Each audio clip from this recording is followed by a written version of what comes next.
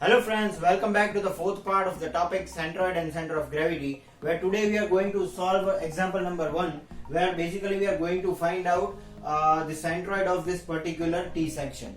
This is our question. Find the centroid of the T section shown in the figure.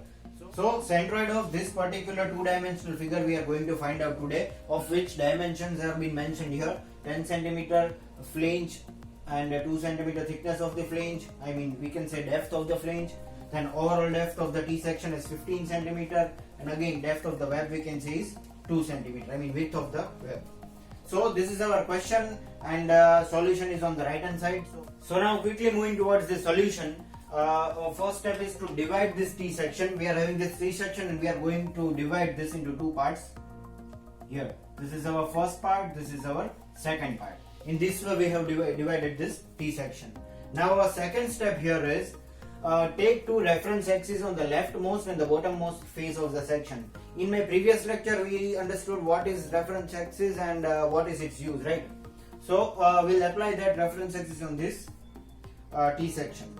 So this leftmost part of this T section is having a reference axis here in form of y axis, and bottommost reference axis is shown over here.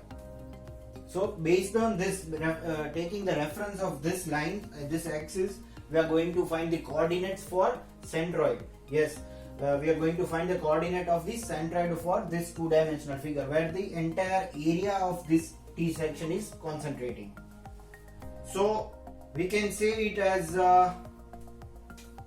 this x bar here, moving from here till the center of this, and again we need a y coordinate, so approximately we'll put a y bar over here.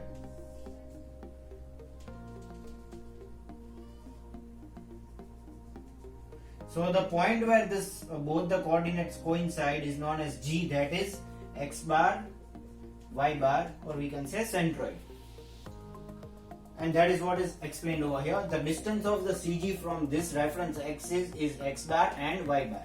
So basically these are the coordinates. Then moving ahead, the given section is symmetrical about y axis.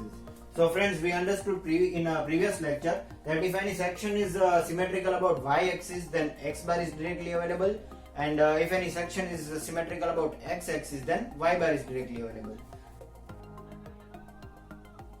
But here our figure, this T section is symmetrical about vertical axis, that is y axis. So that is what I have written over here. The given section is symmetrical about y axis, this central axis. I am not showing it right now here, but it is understood, right? Then x bar is directly available. Now how can we find the x bar? That is what I explained in the previous lecture.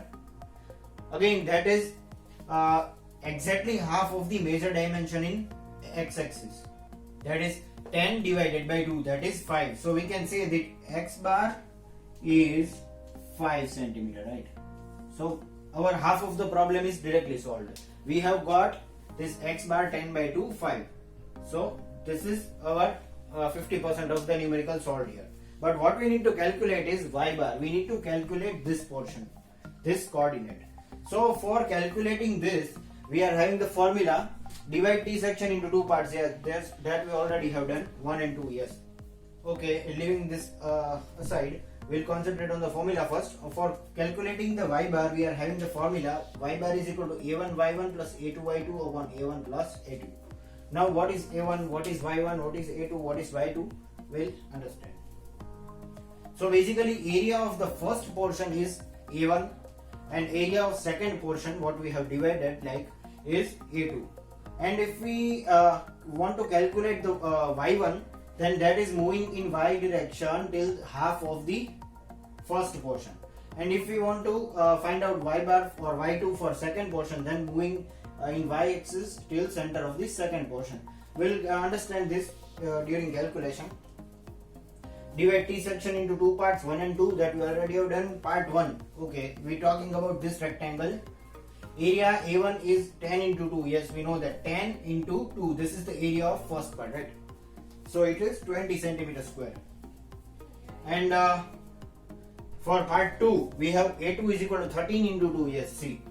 Total is 15. if we subtract 2 centimeter from this much will be 13 into 2. 13 into 2, this is the area of the second part, that is 26 centimeter square.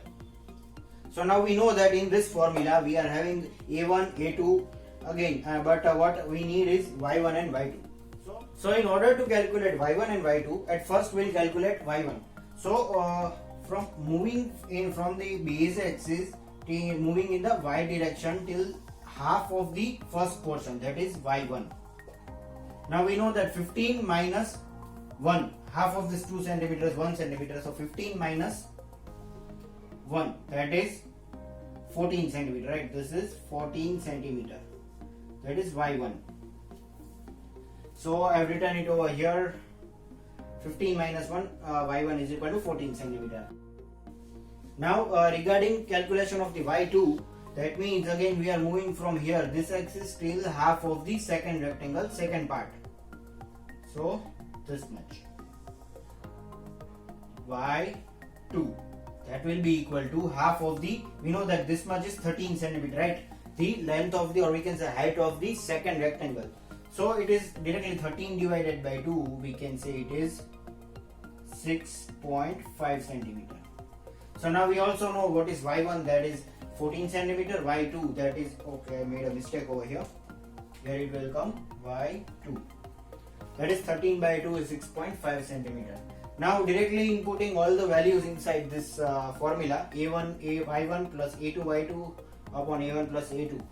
That is 20 into 14 plus 26 into 6.5 divided by 20 plus 26. That is A1 plus A2. So we'll be having the value 449 divided by 46. That is 9.76 centimeter, right? So now what we got is this 9.76 centimeter is the Y bar. That is Y coordinate. This we can directly write over here. Y bar 9.76 centimeter. This one. So here we can even show it the coordinates over here. That is 5 centimeter, comma 9.76. These are the coordinates for centroid, and this was the thing what we were calculating for. So friends, this is all about today, where we understood how to calculate the centroid of T section in 2 dimension. It was our example number 1, and wait for the second example. Thank you for watching.